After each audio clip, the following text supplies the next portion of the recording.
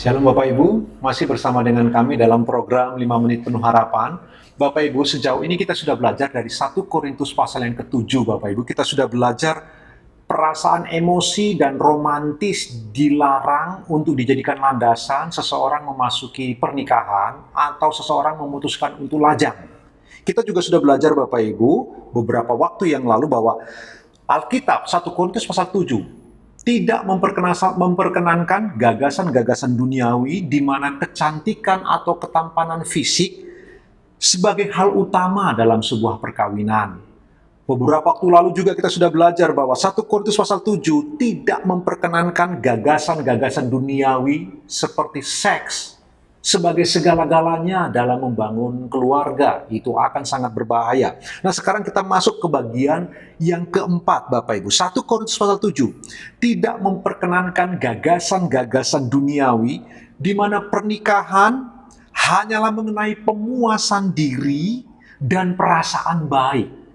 Bapak Ibu, jika kita menikah, kita ingin untuk memuaskan diri kita. Apakah memuaskan hasrat seksual, memuaskan perasaan-perasaan kita, atau kita ingin berbuat baik, Bapak Ibu dikasih Tuhan.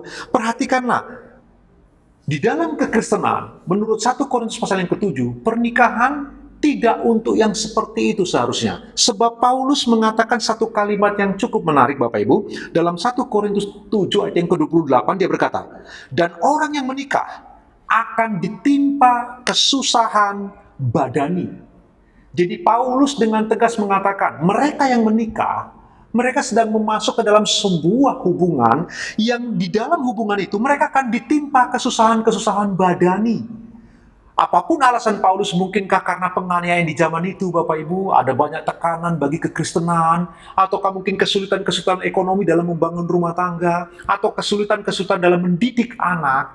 Poinnya, Bapak Ibu, ketika seseorang masuk ke dalam perkawinan, masuk ke dalam rumah tangga, maka gagasan dalam 1 Korintus pasal ke-7 itu, Bapak Ibu, melarang orang menikah hanya untuk sebuah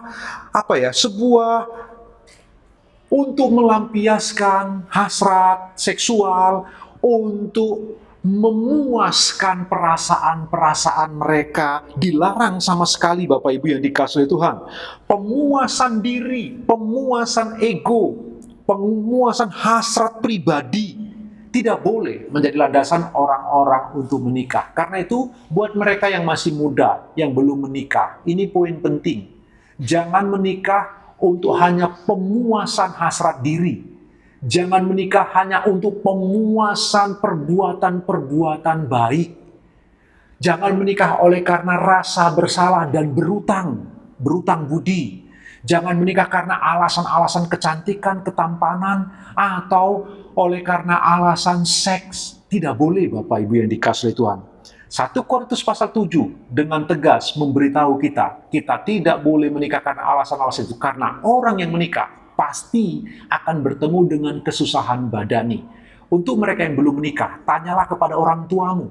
Untuk anak-anak yang belum berumah tangga, tanyalah kepada orang tuamu dan lihatlah mereka. Bapak Ibu, sekali lagi, menikah adalah baik, menikah adalah anugerah. Tetapi firman Allah memberitahu dengan tegas, mereka yang menikah, mereka sedang masuk kepada kesusahan-kesusahan badani. Siaplah untuk itu.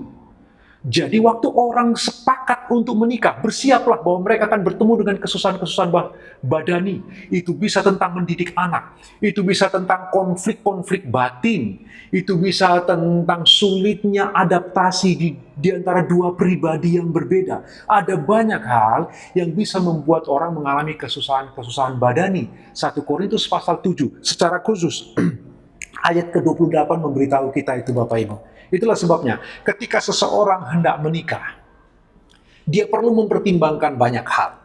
Dan besok kita akan melihat Bapak Ibu, menurut 1 Korintus pasal 7, sebaiknya seperti apa waktu seseorang hendak menikah, dan seperti apa waktu seseorang memutuskan untuk melajang.